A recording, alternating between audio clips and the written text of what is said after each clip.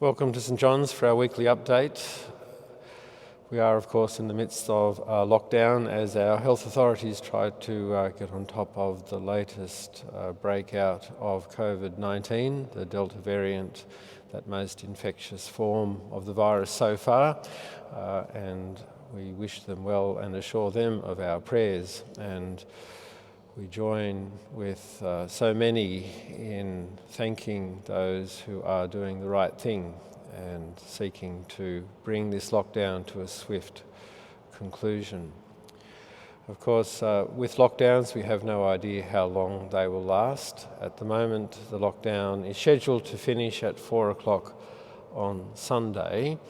If we get good notice that the lockdown is finishing on Sunday afternoon, we will have a Eucharist at 5 o'clock to give those who wish the opportunity to come together and celebrate. We will also be providing online services this weekend, one in the morning, a Eucharist with a bit of music, and a said form of evening prayer, again with some music to help us appreciate this magic space. We are mindful that lockdown does cause distress to so many. Isolation can be a very difficult thing to live with, and the thought of being imprisoned in one's home can be a very challenging experience. To that end, this week we've added some extra morning coffee sessions on Zoom, so we're having coffee on Tuesday, Wednesday and Thursday mornings, and we will continue that practice if the lockdown continues. We'll have really what is a lockdown coffee together, so please make use of that if you'll find it useful, and also be aware that the Cathedral team is still on duty, and so if you need someone to talk to, please don't hesitate to ring. In terms of the activities that I'll be talking about as this update continues, this will be done on the assumption that the lockdown does finish on Sunday, and of course if it doesn't, the week that opens before us will be reshaped. This morning I'm standing at the font because the font is the place of baptism. It's the place where our pilgrimage as part of the community begins. And that's why here in St John's and in many cathedrals and other churches, the baptismal font is placed near the entrance to the church. It doesn't mean that our journey with God starts at baptism, but it does signify the fact that we have asked to be part of the journey with the community of faith, the people who are on the way. And I chose to stand here today and to reflect a little on baptism because in our diocese we observe Vocations Month between the middle of July and the middle of August. So we're in the midst of Vocation Month now.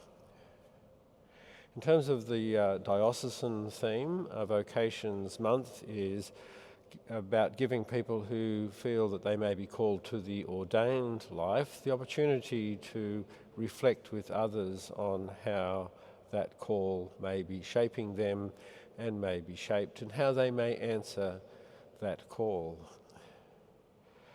Each of us receives a vocation at baptism. In fact, each of us receives a vocation the moment we are conceived. Vocation means call, and God places a loving call on each of our lives. To answer the call to fulfill our vocation is to work out how we might use our gifts, our talents, our personality, who we are, because we are unique and uniquely loved, so there's stuff that only I can do and stuff that only you can do. It's working out how we live into that call in our place, in our time in history. Each of us, through our baptism, has a vocation. One of the great delights we have as clergy team is the opportunity to sit down with people and to reflect on how their baptism is calling them to ministry, whatever that ministry may be. And owning a sense of vocation allows us to enter into our living in a sacred way. If we have an understanding that we are fulfilling God's call to us in everything we do, then our life becomes incredibly rich.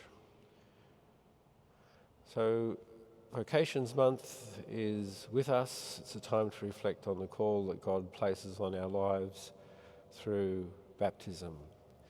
If you're interested in exploring the ordained life, there are resources on the diocesan website that will help you explore that, and included in the activities that are being offered at the moment is a vocations walk from Mount Cootha to the cathedral on Wednesday. So please be in touch with a member of the clergy ministry team if you'd like to discuss vocation in any form. Monthly notices for August are now available. You'll find copies on the cathedral website on the community page.